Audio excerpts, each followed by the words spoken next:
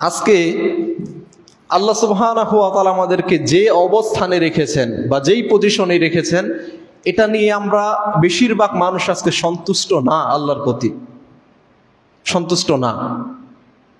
আজকে আপনি যেই সিচুয়েশনে আছেন বা যেই পজিশনে আছেন বা আপনার বাহ্যিক যে অবকাঠামো আল্লাহ সুবহানাহু ওয়া তাআলা দান করেছেন, এটা নিয়ে আমরা কেউ আজকে স্যাটিসফাইড না, সন্তুষ্ট না।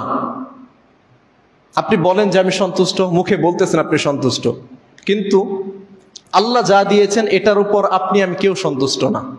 যদি আপনি সন্তুষ্ট হন তাহলে আপনার মুখের দাড়ি কিভাবে ঝরে যায় বলেন? আল্লাহ তো এটা দিয়ে আপনাকে সন্তুষ্ট হয়েছেন।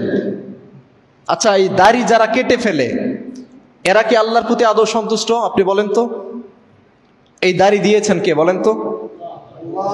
এই দাড়িকে আপনি রিমুভ করতে পারবেন, ঠেকিয়ে রাখতে পারবেন?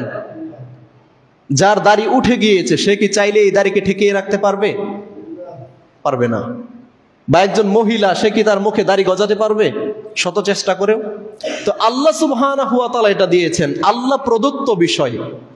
তো আল্লাহ যেটা মানুষকে ভালোবেসে দিয়েছেন, মানুষকে আল্লাহ কতটা সুন্দর করে সৃষ্টি করেছেন এটা নাই বললাম।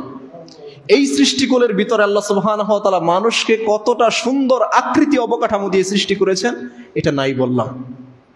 কিন্তু এই যে দাড়ি যারা কাটে এরা আল্লাহর প্রতি সন্তুষ্ট না, কারণ আল্লাহ এটা তাকে খুশি হয়ে দিয়েছেন, কিন্তু আল্লাহর এই খুশিকে সে মেনে নিতে পারছে না। সে কি করতেছে?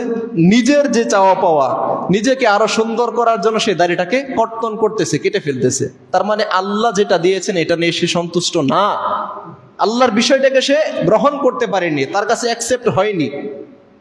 তার মানে এই ব্যক্তি যদি 100 বার কেন 1000 বার যদি আলহামদুলিল্লাহ বলে, এই আলহামদুলিল্লাহর কোনো ভিত্তি নেই, কোনো ভিত্তি নেই।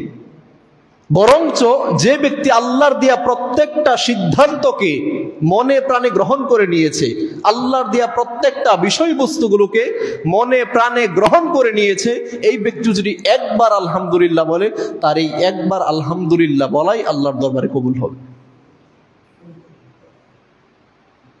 কিন্তু আজকে আমরা সন্তুষ্ট না আল্লাহ যা দিয়েছেন। আপনি বলেন যে আমি সন্তুষ্ট, কিন্তু এরপরে আপনি দেখবেন সুদের সাথে জড়িত, ঘুষের সাথে জড়িত। আল্লাহ আপনাকে যতটা অর্থ সম্পদ দিয়েছেন এটা নিয়ে আপনি সন্তুষ্ট না।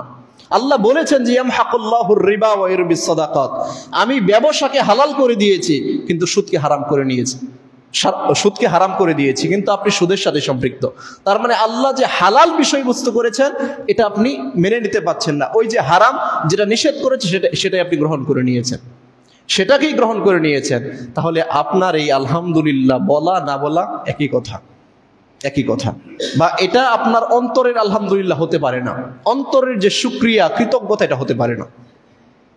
তো আমাদেরকে কৃতজ্ঞতা শুকরিয়া আদায় করতে হবে অন্তর দিয়ে, অন্তর দিয়ে আল্লাহর প্রতি কৃতজ্ঞতা করতে হবে, যেটা আমরা আজকে করতে পারছি না করতে।